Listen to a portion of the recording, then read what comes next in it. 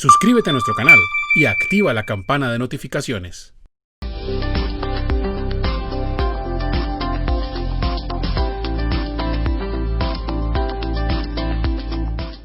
¿Cuáles son las responsabilidades del gerente, el contador público y el revisor fiscal frente al cierre contable?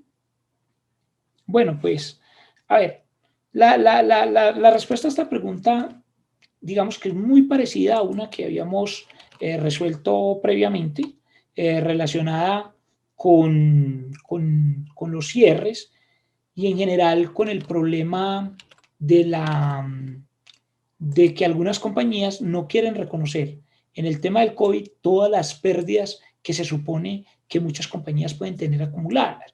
Por ejemplo, pérdidas en el tema de las cuentas por cobrar, que son incobrables, no quieren reconocer esos deterioros de valor por una sencilla razón, y es que esos deterioros no son deducibles fiscalmente. Artículo 21-1, parágrafo 6 te lo dice. Entonces puede ser que, por ejemplo, a mí me deban mucho dinero, un cliente, que mi cliente entre en quiebra o en situación pues de insolvencia por el tema del COVID, y pues eso hace que yo tenga que contabilizar unos deterioros de cartera y pues, o de cuentas por cobrar, y pues eso no es deducible. Entonces me afecta pues tasas efectivas de tributación, por ejemplo. Entonces, pues muchos no lo quieren hacer, pero claro, hay una responsabilidad del representante legal, el contador, el revisor fiscal, a que nosotros contabilicemos todas estas estimaciones, así no sean deducibles fiscalmente. ¿Por qué? Porque recuerden que un cierre a mí me permite hacer correctamente la provisión del impuesto de renta, también me ayuda a que yo planee la conciliación contable y fiscal, y a que planeemos la declaración de renta auditando todas las incertidumbres tributarias, que es de lo que me habla la CINIC 23. Entonces, digamos que no sería muy bueno, si no es muy bueno, obviar o que nos olvidemos de este tipo de responsabilidades del contador o revisor fiscal. Yo les voy a compartir por aquí, denme un segundo, una, una diapositiva adicional que tenía por allá muy atrás, pues, de este curso, o de este curso de cierre contable y fiscal, que era, por eso le digo que la pregunta es muy parecida, porque me voy a pasar por aquí a esta diapositiva, donde le digo, mire, la responsabilidad del revisor y del representante legal es básicamente que evaluemos todo el tema de empresa en marcha. Es decir, que yo de verdad lleve todos los deterioros de cartera, que yo evalúe, por ejemplo, el deterioro de valor de los inventarios, sobre todo si se van a llegar a vender por debajo del costo, e incluso que yo no deje sobrevalorados los activos, porque muchas veces con el COVID hay compañías que les da indicadores de deterioro por incertidumbre en los flujos futuros de efectivo, es decir, la cuenta 1599, yo tendría que calcular todo esto del deterioro de valor, porque como les decía en alguna ocasión, a los gerentes les encanta valorar, pero no les gusta llevar deterioro de valor. Entonces, la responsabilidad inicialmente, digamos, para ser claro en la respuesta, es, la primera responsabilidad es la del representante legal, no tanto el contador y el revisor, aunque también la tienen, sino del representante. El representante legal debe evaluar la NIA 570 sobre empresa en funcionamiento. Entonces implica, por ejemplo, que hagamos presupuestos, que evaluemos si los planes de la dirección son realmente factibles, si la fiabilidad de los datos subyacentes generados para preparar los presupuestos, es decir, si no estamos siendo demasiado optimistas, como les decía.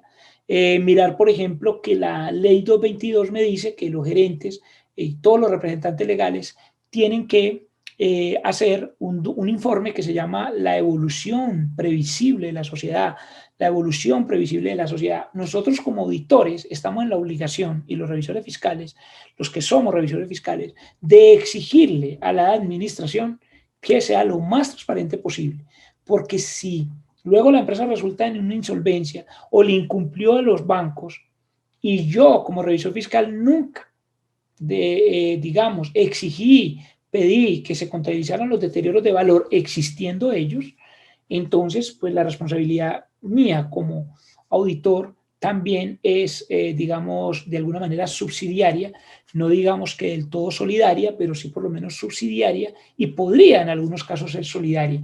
Por lo tanto, es muy clave que nosotros hagamos mucho énfasis en la evaluación de la NIA 570, independientemente de que esas pérdidas no sean deducibles. Por ejemplo, en pantalla está uno que ya habíamos visto y era en otra pregunta y era este. Es decir, si por ejemplo una empresa tiene una cuenta por cobrar de 1.000 millones y dentro de esos hay 500 millones que son incobrables, pues yo sé que tributariamente solamente me aceptan el 33. Entonces serían 165 millones deducibles, pero yo no puedo hacer lo que muchos hacen, que dicen, ay no, es que mi deterioro de cartera de NIF es el mismo fiscal. Entonces no estás aplicando la NIF y tú tienes una responsabilidad como contador también, que cuando yo voy a certificar los estados financieros, yo garantice que de verdad se aplicaron las estimaciones de NIF, es decir, que se calcularon los deterioros.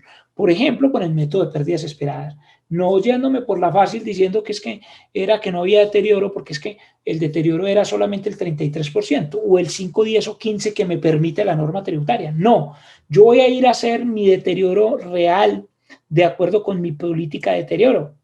Si usted se busca en Google algo sobre método de pérdidas esperadas, Juan Fernando Mejía, así, búsquelo así, va a encontrar unos videos que yo he hecho sobre cómo se hace la política y cómo se calcula. Pero lo que sí es que aquí, por ejemplo, me da el 100%, entonces hay una partida conciliatoria de 335. Pero como no llevamos partidas conciliatorias, uno le dice a la gente, ¿usted sí está llevando partidas conciliatorias? No, yo tengo 3 libros o 2 libros, no, está pero perdido. Le hace un artículo que se llama Derribando el mito de la contabilidad paralela. Búsquelo en internet. Y ahí le explico cómo se lleva una partida conciliatoria. O entre a Global Contable y hay un libro, hay un icono que dice libro, gratis te explico por qué en España, en Chile, en Bolivia llevan un solo libro contable. Entonces, independientemente de eso, usted tiene que aprender a llevar partidas conciliatorias. Es decir, unos gastos que no son deducibles, pero que me reflejan la realidad económica de la compañía. Entonces se llevaría, como usted lo está viendo en pantalla, lleva los 165 millones y creas una partida conciliatoria de 335. Y lo mismo pasa con los inventarios. Si usted tiene unos inventarios y esos inventarios usted cree que los va a vender por debajo del costo, que pasa en mucho tipo de casos, también tendrías que hacer ese cálculo del método de pérdidas esperadas. Y por lo tanto, para concluir, la responsabilidad en el cierre, de hacer correctamente el cierre, y más en el año 2020, son las siguientes. Si es representante legal, su principal responsabilidad, en mi criterio, está en evaluar la NIA 570 sobre la empresa en funcionamiento. Y la principal del contador sería que cuando vaya a dictaminar estos estados financieros se asegure que se calcularon todas las estimaciones de pérdidas futuras, sobre todo cuando ellas son importantes, en cuentas por cobrar, inventarios, deterioro de valor de los activos, evaluar nuevamente las vidas útiles de los activos. Hay gente que está depreciando máquinas a 20 años cuando sabe que o a 30 años cuando sabe que en su industria tal vez sea una industria que tiende al cierre, por ejemplo, en algún tipo de industrias, ¿no? Y la principal del auditor, y la principal del contador también es verificar que sí se contabilicen esas pérdidas, aunque no sean deducibles, porque de lo contrario influiría en el valor de la utilidad a repartir. Es decir, usted puede estar inflando las utilidades, ¿sí? Y si estamos hablando del revisor fiscal, las principales responsabilidades son aplicar la NIA 540 en mi criterio, que se llama auditoría a las estimaciones contables, porque estamos hablando de estimaciones, revisar que sí se haya aplicado aplicar la NIA 570, bueno, y pues obviamente los criterios de NIC 1 en cuanto a empresa en funcionamiento, y dejar las cuestiones clave o en el informe cuando haya encontrado que ni el representante legal ni el contador están haciendo lo que deberían hacer. Y es que, como les digo, aquí los gerentes son encantados valorando hasta las papeleras de baño, cosa que es innecesaria, porque aquí hubo gente que le hicieron valorar hasta las sillas viejas. Para ahí escribí un artículo que se llama Terrorismo contable con los bienes muebles, versión 2.